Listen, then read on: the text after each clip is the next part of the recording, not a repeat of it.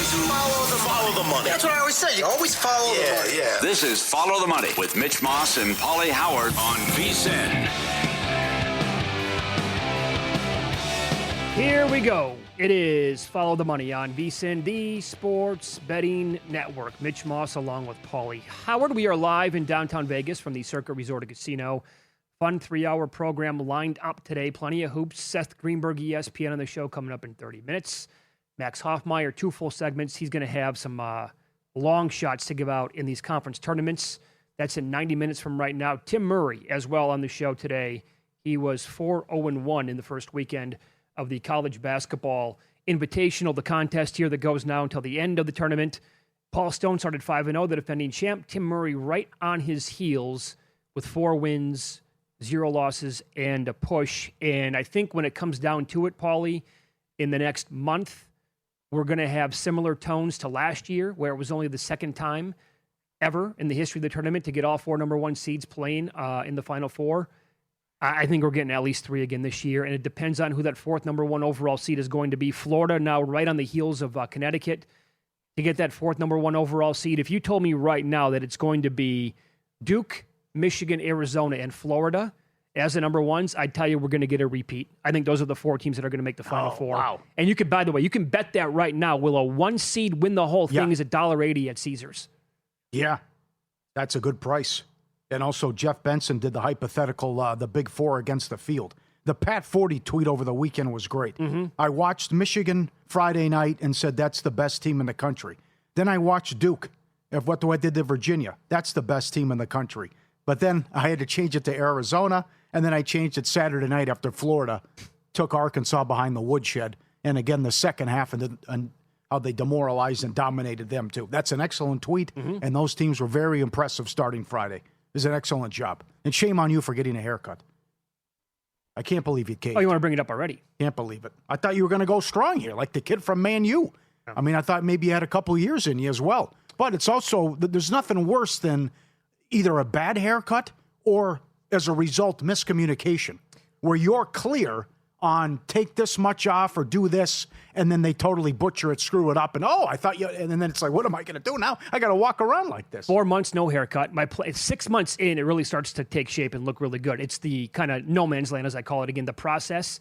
It takes a minute, and in the middle, it might get a little sideways. Like 2 weeks ago, I thought I had great hair. Anyway, long story short, then also on vacation, we went swimming a lot with Sebastian, and I realized that's not long hair, swimming, pool, in the ocean, horrible. It appears there was a miscommunication. The top's long and the sides and back are short. Yes. And so then it was also 90 in Las Vegas this week, and I'm like, I'm going to need to get a haircut because long hair. And so I went there. Yeah. I had it planned after the vacation. Like, I need to get one. And I told her, like, I haven't had a haircut since October. I want to keep growing it out. Just clean up the sides and the back. That's all I want you to do. And just, I'm not really paying attention. Okay. No, and then, and I'm like, looking in the mirror. Okay, that'll do that then. Yeah. So I've done that. That's adjust on the fly, I guess. Okay, then take that all the way across then. It's backfired several times to me with take a half inch off, take an inch off, whatever. And then it's just, it's anyone's guess what's going to happen. You can't back that up. No. Tough. So, well, here we are. That's 4 months down the drain that I look at it now. Yeah. But here's the thing, right, with the teams at the very top again. This is a great tweet from Matthew Winnick. Legendary season at the top. So where these teams would rank in net rating in previous years, if you go back to last year, in order, Duke, Michigan, Arizona, and Florida, where they would rank in net rating. Last year, they would have been 1, 1, 2, and 5. The year before that, they would have been 1, 1, 1, and 2. In 2023 and 2022, they all would have been number 1 overall. 2020, the same thing. Like last year was special. Duke at the top, very good. They didn't win the whole thing. But combined with Houston, Auburn, and Florida, those 4 teams had incredible net ratings, some of the highest we've had until this year. And if you just go back to like the last 6 years to compare it, these teams, like the separation from the top 4, because Florida now has to be included in that mix. What they did to Arkansas on Saturday night, they scored 110 plus points, 55% from the field, 40% plus from 3, and they won by 30. The only other team ever to do that against an AP-ranked opponent, Loyola Marymount, in the tournament in 1990, when they blew out Michigan 149 to 145 per Opta stats. Whenever you're in the same conversation as that 1990 Loyola team or the 1990 UNLV team, you know you're talking about rarefied air at that point. Now, a couple of weeks ago, Lunardi said there's a huge gap between the 1 and the 2 seeds. Well, I mean, to me, I think UConn's making that, Florida's making that push, and they can jump in there, but there's not, he has them as the highest ranked 2 seed. Right. But I think that's going to flip, and that could change. And the tournaments are going to be a big reason why as well. But I still see the difference, because then you're talking Michigan State, Houston, and Illinois. And that was also a costly loss for Gonzaga Saturdays. They have dropped to a 4 seed now, even though they might only have two losses, when it's all said and done. So I wouldn't mind if you're right that it happens again. Maybe it corrects itself after what happened last year. But maybe it's just these teams are head and shoulders above everyone, and you can take these big boys against the field, and you feel okay about it. And your 1 seed bet too. Yeah, how about North Carolina? Per Lunardi's bracketology, he had North Carolina a 4 before they won again and dropped him down to a 6. Like, that one seems a little bizarre to me. And he finally changed it this morning. And we'll talk to Seth Greenberg coming up about this in about 25 minutes. You can bet on whether or not Auburn's going to make the tournament. He still had them in. Now, this morning, he flipped it and has them first 4 out. Yes. We'll expand on that coming up in a little bit, but that's wild to me. And there's still this anti-Miami. Now, they were in trouble on Friday after the show. Well, they were, but also their best player fouled out with 7 minutes left. Yeah. They got a tough whistle in that game, and you saw Steele lose his mind at halftime and knocked over a speaker and kind of ruined the halftime performance and show. And then their point guard didn't play.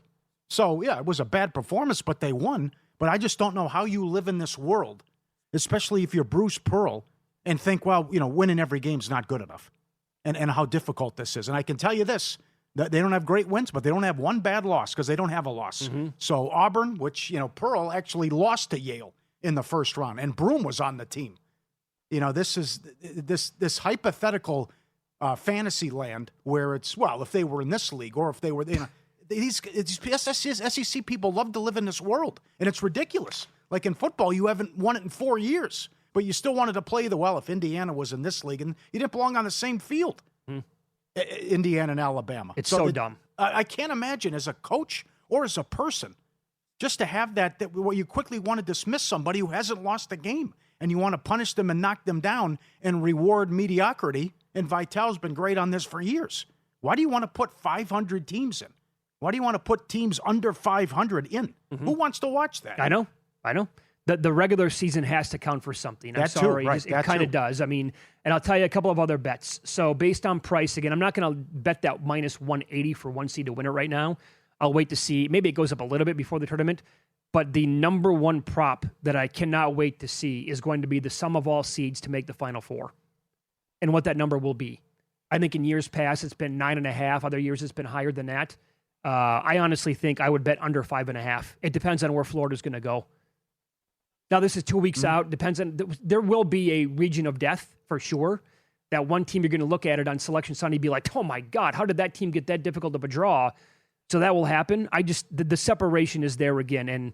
And by the way, that angle of Florida in the second half, they were up by 19 over Arkansas, and they were laying 1 in the second half. They were up to a 35-point lead before you could blink. Todd Golden does it every single game in the second half.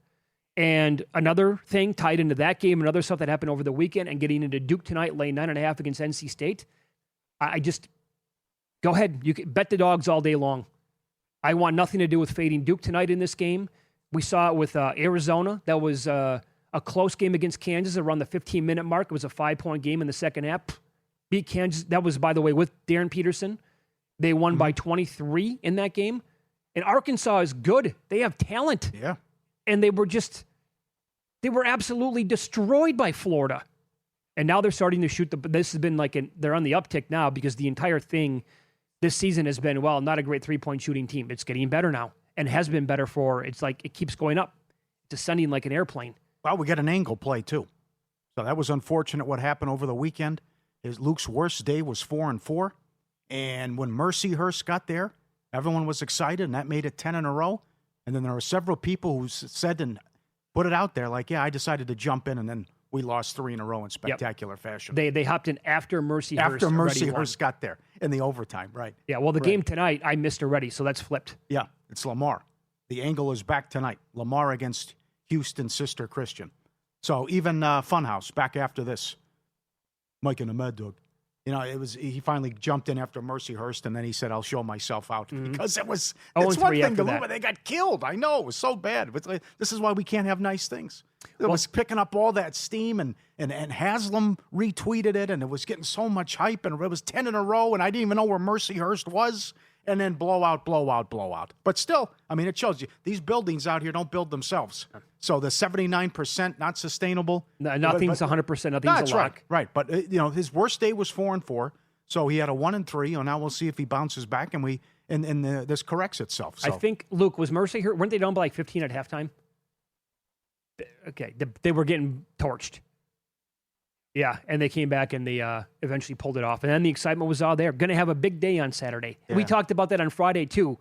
You brought that up. I think it was in Do You Concur, whichever segment we did. It's like, it's okay to jump in. Hop in. I know. I had a couple people after the Mercyhurst lost, and they went 0-3, and the games weren't even close. Tough. I do like Portland State tonight. If they win, they get the 1 seed and wrap up the Big Sky. That is kind of a small number. Yeah, it is. Yeah. Well, they've lost 3 in a row. Right. They haven't played well. And Eastern Washington's hot, too. They won 8 in a row. And I know VSiN Insights made the case for them. All right, you're going to hear from Bruce Pearl coming up next.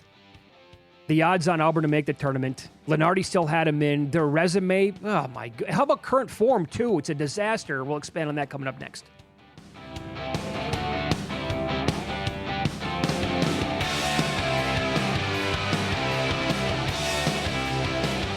So you're listening to this podcast because you want an edge. But what if I told you you're only halfway there? You've got the mindset. Now it's time to get the toolkit to match. Here's the thing. Pro bettors spend thousands on data and tools, but what they don't want you to know is you can get the same edge for a fraction of the cost with VSiN Pro. With VSiN Pro, you get access to expert picks, public betting data, prop projections, powerful tools, analytics, and more. Tap the link in the description and see why thousands of bettors are already using VSiN Pro to cash more bets.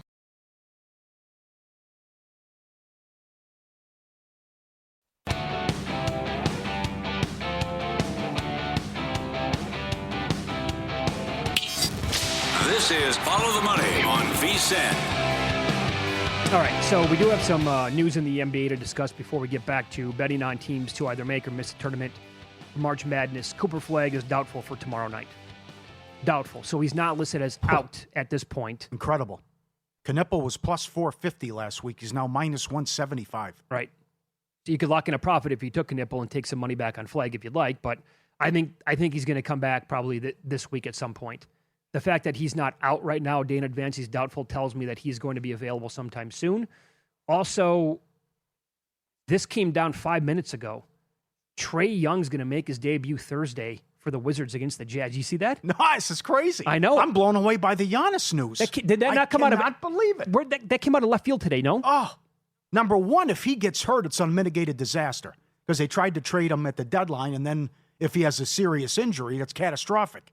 Number two, you could blow the top 10 pick if they win. They had been playing well, but then blew one. They got blown out by the Knicks and then blew a horrific loss yesterday as the Bulls had lost 11 in a row and they blew a big lead. But now it's like, well, whatever he says, they're going to do. I guess. And he wants to come back. But this is, I mean, imagine it's a double whammy. If you still can't make the play-in and you fall out and then you blow the pick. Or if you could sneak in there, I don't understand. What just to be a 1-8 seed? Maybe he wants to get the one. I mean, they're 10-1 to make the playoffs. Right. Maybe they're a huge number to win the East.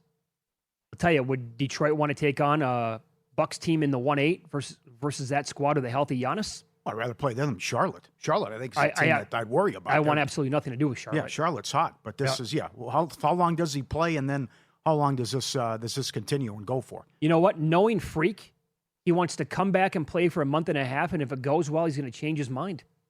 Well, I want to stay here. I know. Some have said this is an organizational malpractice. To me, you just put the contract extension in front of him, and if he balks at it, then you have to move him. And if that indeed happened, because he's Mr. Nice Guy and won't request a trade, you cannot do this. Yeah. Well, by the way, if he gets hurt, it's an unmitigated disaster. So the whole speculation around the Wizards and Trae Young was that he was going to be shut down for the entire year. There's like 20-plus games left. And they are in action tonight. They're catching a huge number, and they're obviously one of the big tanking teams. Well, you could do some second-half shenanigans, too, which has been done. Yeah, certainly has been. Yeah, surprising. Yeah. All right, so here's the deal with teams to get into the tournament, teams to miss. The back and forth between Miami and Auburn, are they going to get in or not? Well, the team out of the SEC is 15-14 on the year. They're 6-10 in conference play. They're 40th at Ken Palm. They're 45th at Torvik. Those numbers are going to be what the committee will look at, and others and say they're too good of a team. You got to put them into consideration. They beat Kentucky by 1 at the buzzer for their only win in February. They're 1-7 in their last 8 games. Now, if you go back earlier in the season, they have wins over St. John's on a neutral, NC State at home, Arkansas by 22 at home, and not that long ago, they actually won at Florida by 9. That is what people are going to circle as well and say, really, this team can go to Florida and win by 9, and Miami, Florida has a horrendous schedule, SOS? Come on. They also lost to Houston by 1, to Michigan by 30, Arizona by 29, Purdue by 28. Here's the deal. Recent losses for this team. Current form, you nailed it. Oh, my God, Paul. They lost at home to Ole Miss by, that was over the weekend. Ole Miss is 12-17, 4-12 in league play. They lost by 12 at Oklahoma. 15-14 on the year, 5-11 in the SEC, and they lost at Mississippi State, 13-16 overall, 5-11 in conference play. Plus 210 to make the tournament at DraftKings. Oh, so it went up a little bit. Yep. But this is, you're going to have some nice wins, but you also get 15, 20 chances.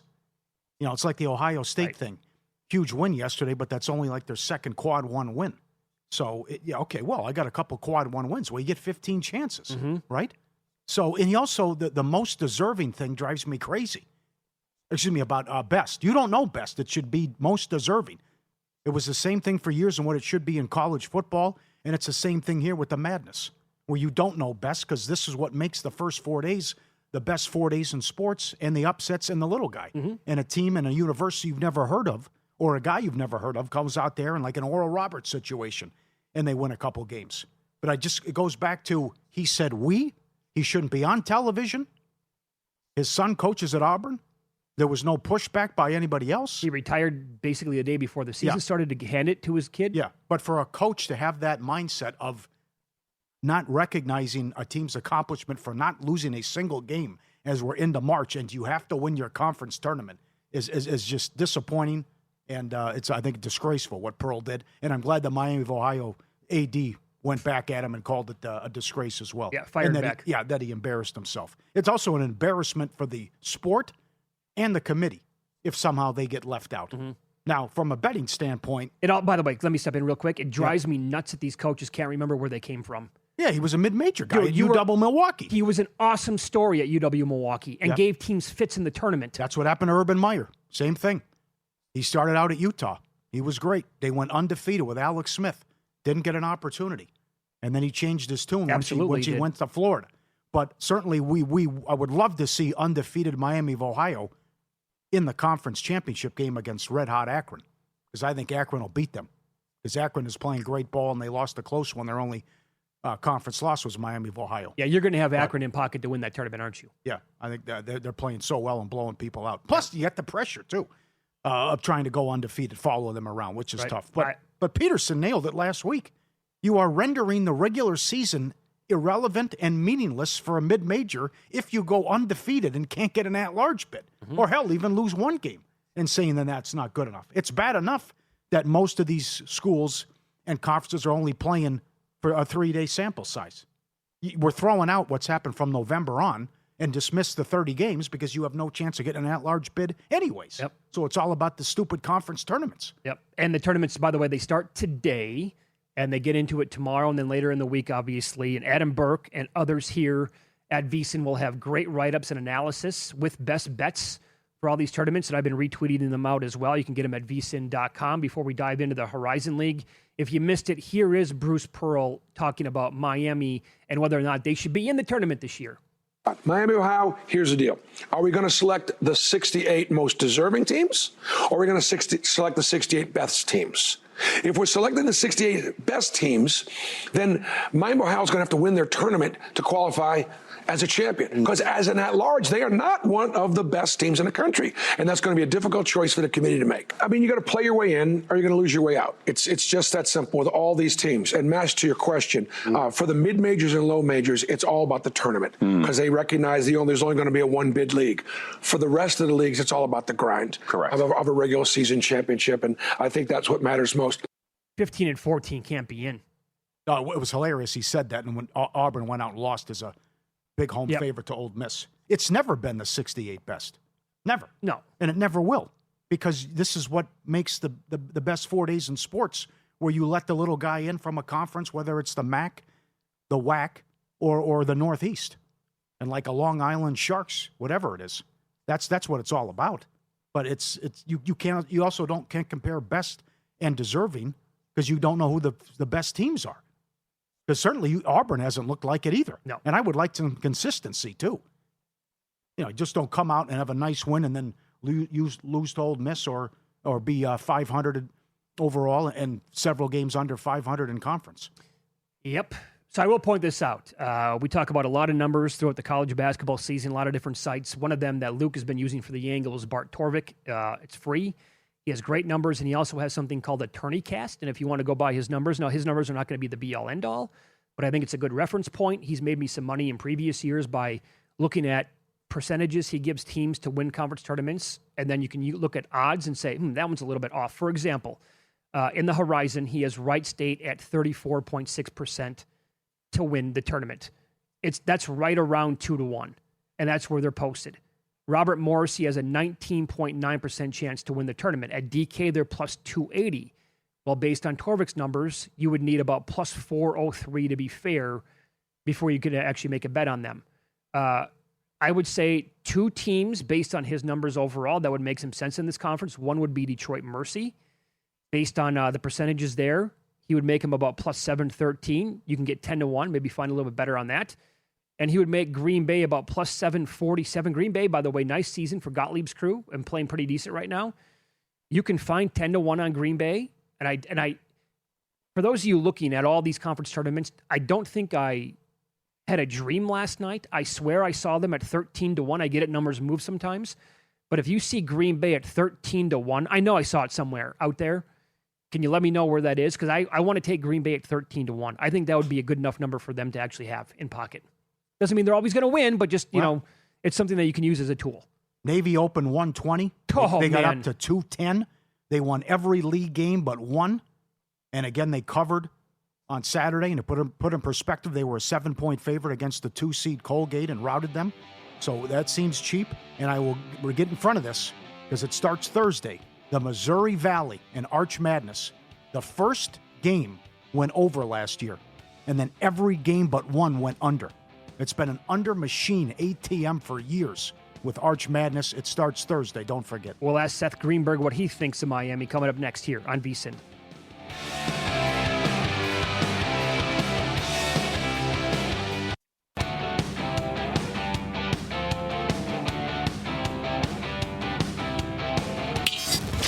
This is Follow the Money on VSiN.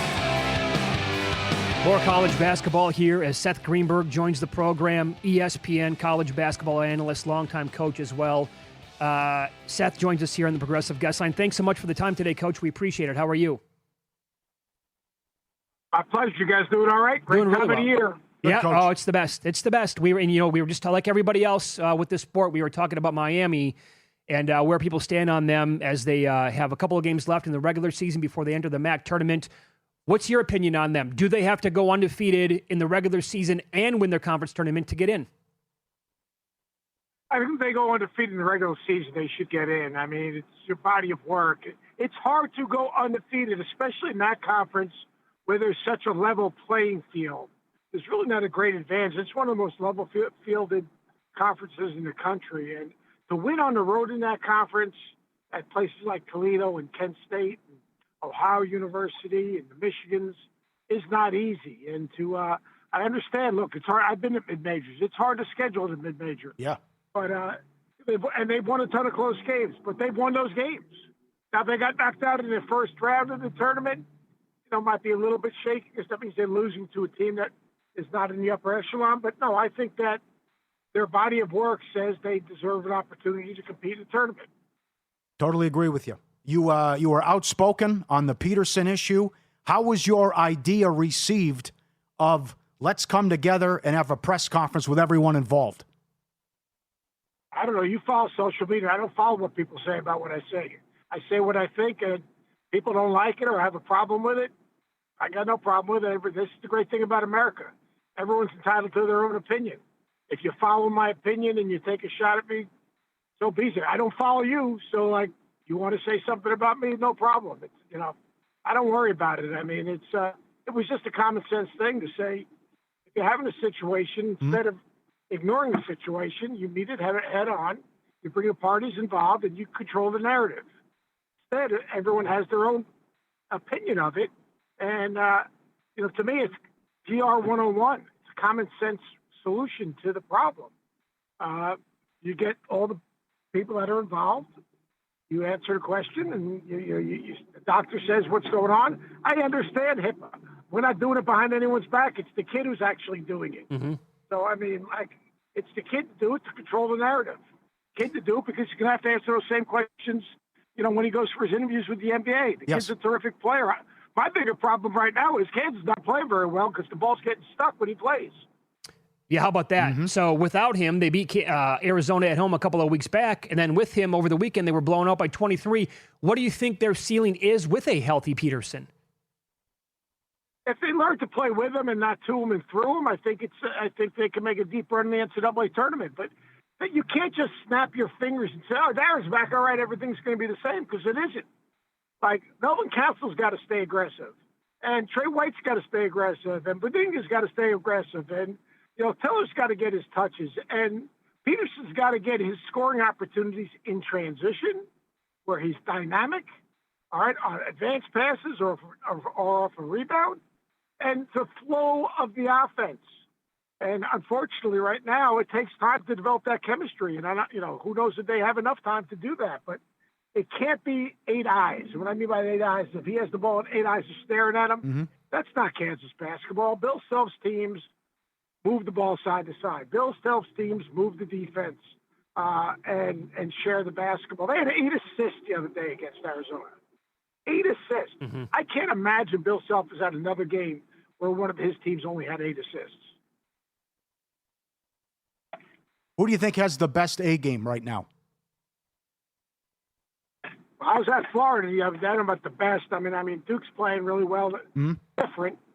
Florida, in terms of offensively, defensively, explosiveness to their offense, their pace that they play with, how fast they change ends, how dynamic those big guys are. Man, that was impressive. It was really, and then their ability to be physical defensively and protect the rim and angle off drives. They've got great momentum. I mean, they've clinched the SEC, and which is a great accomplishment, and they have a great chemistry. They got a nice 8-man rotation, which I think is really important. Isaiah Brown was not good. He was great the other day.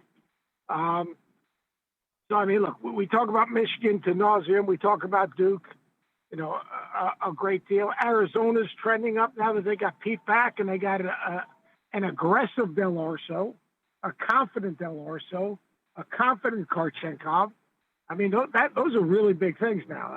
Like Korchenkov and Del Orso, when Pete was out, averaged 15 and 13, I think, each. Well, that was a long way from where they were just not as much in the flow. They've gained confidence from, having to play more significant minutes and being a bigger part of the offense. So Arizona's playing really well also right now. I mean, the other night with Pete, I thought they were really impressive. Mm-hmm. But Florida blew me away. Mm-hmm. They blew me away. The pace and physicality defensively blew me away. Same here. Follow the money on VSiN, the Sports Betting Network. Seth Greenberg, our guest, ESPN college basketball analyst, obviously longtime coach. He's on the Progressive Guest Line. And to that point, we kind of started the show by saying, upsets and underdogs made this tournament so special for the last 40 years plus. But last year, for the second time only, we had all 4 number 1 seeds get there. And when you look at net ratings overall, like last year, the top 4, there was a big separation between the next batch of teams. this year if Florida lands on that one line, and that's easier said than done. But if we get Duke, Michigan, Arizona, Florida, the gap, I think, between those 4 teams and everybody else is similar, if not bigger than last year. Don't you think it might be a carbon copy where we get all 4 number 1 seeds back? It could be, yeah. I mean, I think Florida's in that conversation because the next level of school, like Houston, has struggled a little bit. They've lost their identity. Obviously, they got it back from Colorado, but that was against Colorado, a very young team. Iowa State's got an identity and can put pressure on you, but they struggle making free throws down the stretch. Can you win, 4 games to get to the Final Four with that? Connecticut is, I think, the wild card in that what you're saying, because Connecticut, when they're really good, they're really good. They got to find a way to score a couple more easy baskets, but they are really good. They're defending better and with a greater purpose, which is really important for them. Guarding the ball at the point of attack is really important to them. Seeing them in a short turnaround, having to guard what they do offensively is really hard. They can just find a way to get a couple more easy baskets. They would be in that top 4 group. What do you make of Patino's club this year with St. John's overall? I asked you about the ceiling for Kansas. You gave me a totally fair answer on that. What do you think the ceiling is for St. John's this year? I think they're getting better. Since Rick put Dylan Mitchell at basically playing the Scottie Pippen role and running their offense through him and having him guard the other team's best player. Now they got absolutely, smoked by UConn, and but then they bounced back. Mm-hmm. They don't have a great margin of error because their guard play is a little bit inconsistent. But I love what he did with Dylan Mitchell. Obviously, Zuby's a load up front. Just a perimeter game at times. They don't shoot it great, or their shot selection is not great. In the tournament, style of play again, if they can turn people over a little bit, and the versatility, they got to get more consistent play out of Hopkins. If they get more consistent play out of Hopkins, I think they could be a little bit dangerous. Were you a little sad on Saturday night when Gonzaga dropped their final regular season game in the West Coast Conference ever at St. Mary's, and to see that special rivalry that we've had for so many years now go bye-bye starting next year?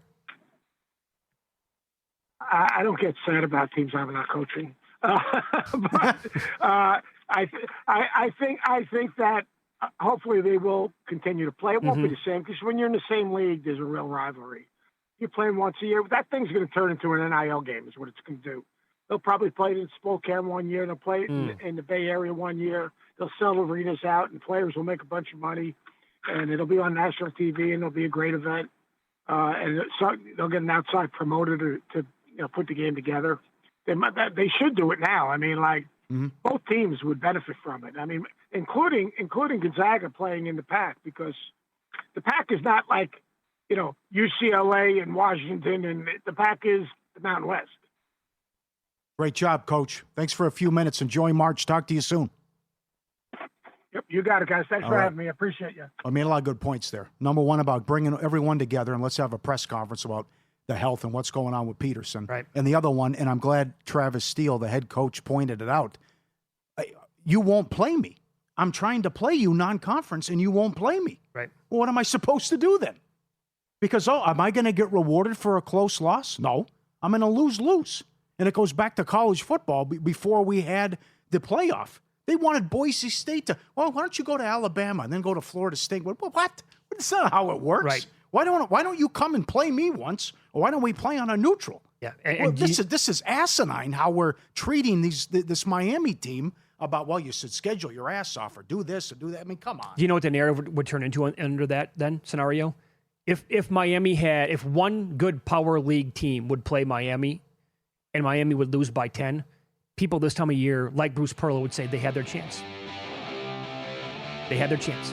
Meanwhile, you play in the SEC, you got 20 chances. That's right. Win, lose next. We had simultaneous kick-to-the-stomach meltdowns happening on Sunday afternoon, and guess what? I was involved in both. Details coming up on Follow the Money. It's VSiN, the Sports Betting Network.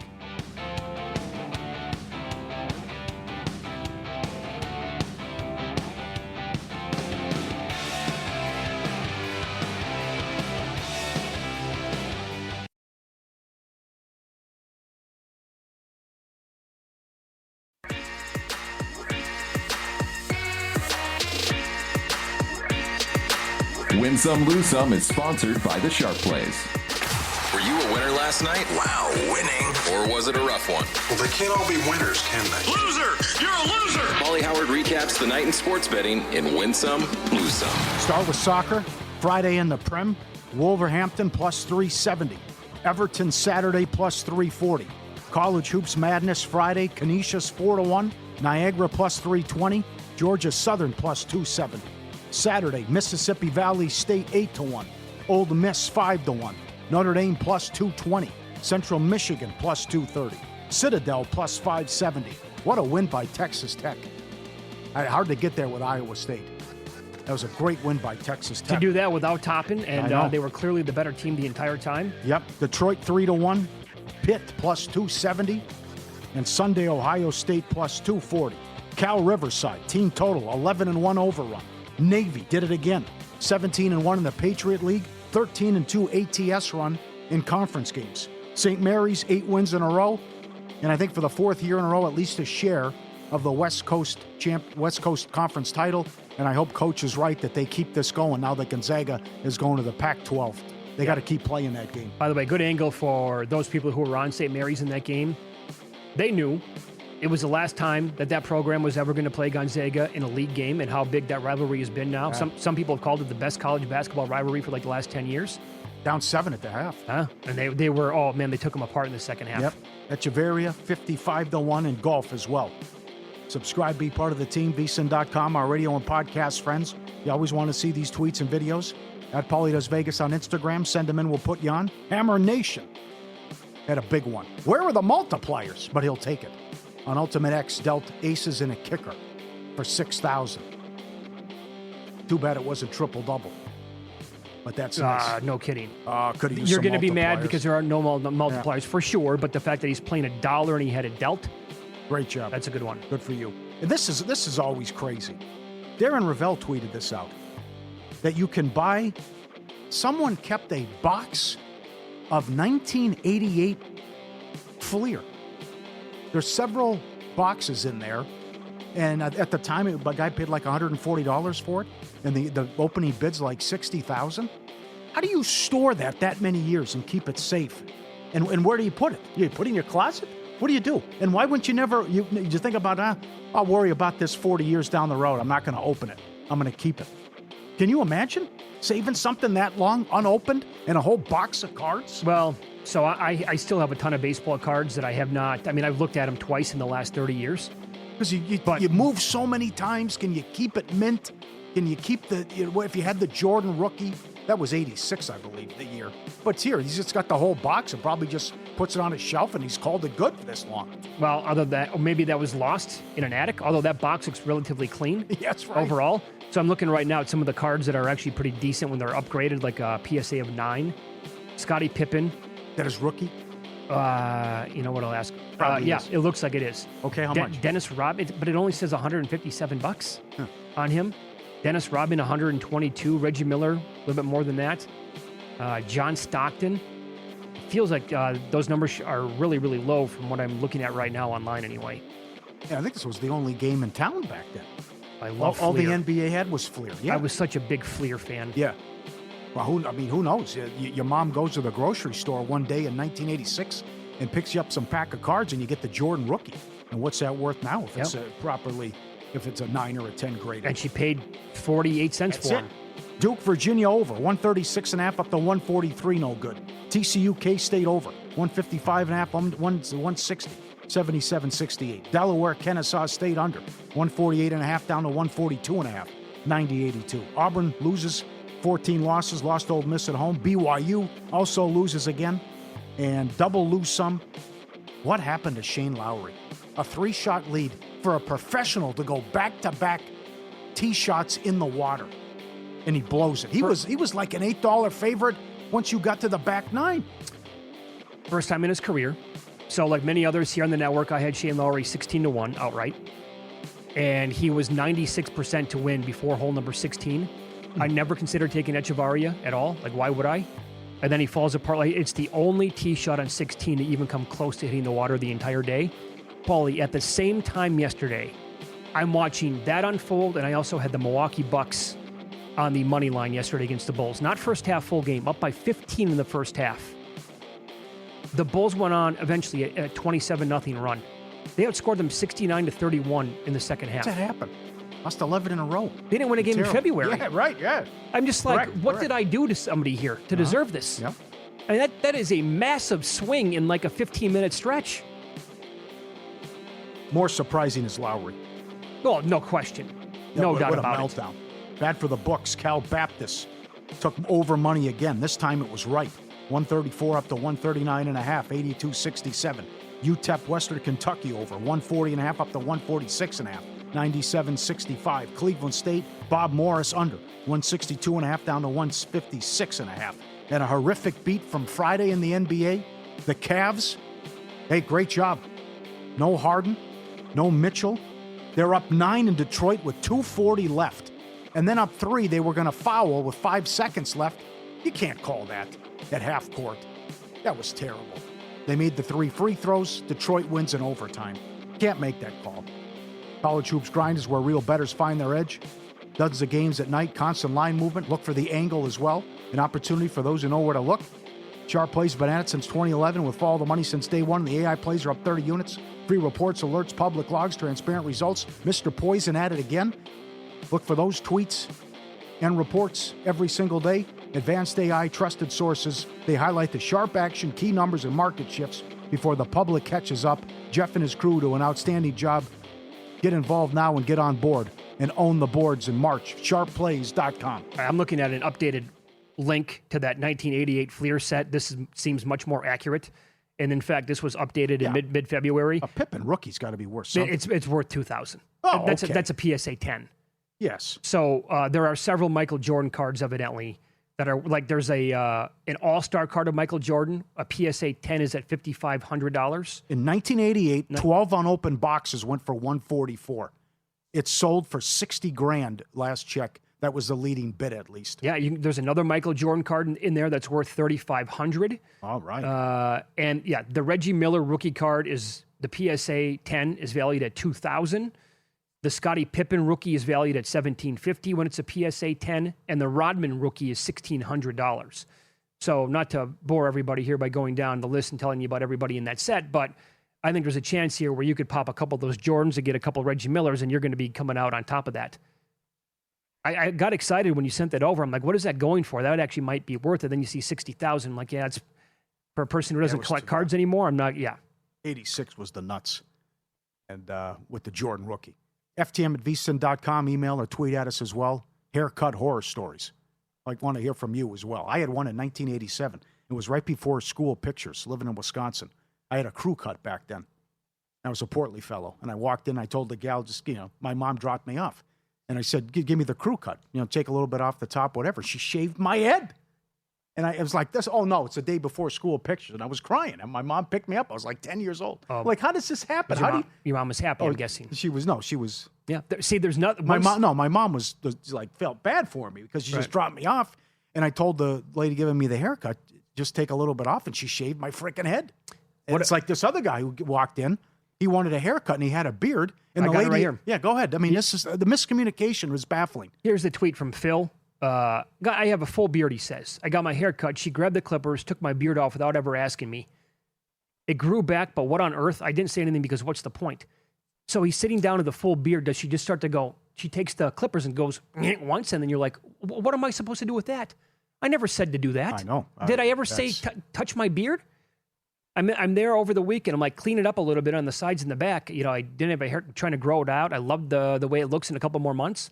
I've done it a couple times in my life. And she just is like, okay, no problem. And then whoosh, I'm like, that's 4 months down the drain there, honey. Well, Thank you. That's why if you find someone that you have a good rapport with and they do a good job, you got to stick with her. You have to stick with the person because if you bounce around and get someone different, you never know what you're walking into. Totally agree. For the first time in my life, I was with the same lady for at least 5 years. She was awesome. Good rapport with her. Great haircut every single time, in my opinion. Recently moved a couple of months ago. So I'm not making like an hour drive now. Maybe it would be worth it. Yeah, that's quite the conundrum. Mm-hmm. I'd say it is worth it though too, because it's you got to it's going to grow back, but also it's yeah, right. walk How about around for a couple weeks. All that time that I had invested in that. So anyway, FTM@vsin.com is the email. You can always get to us on X as well, live during the show, at VSiN Live, at Mitch Moss Radio, at Paulie Howard. Up next, teams you want to bet on or against in conference tournaments. And we'll dive into some of those odds coming up next. I was told this number is, quote, a gift in one of these smaller leagues. Find out which one coming up next here on VSiN.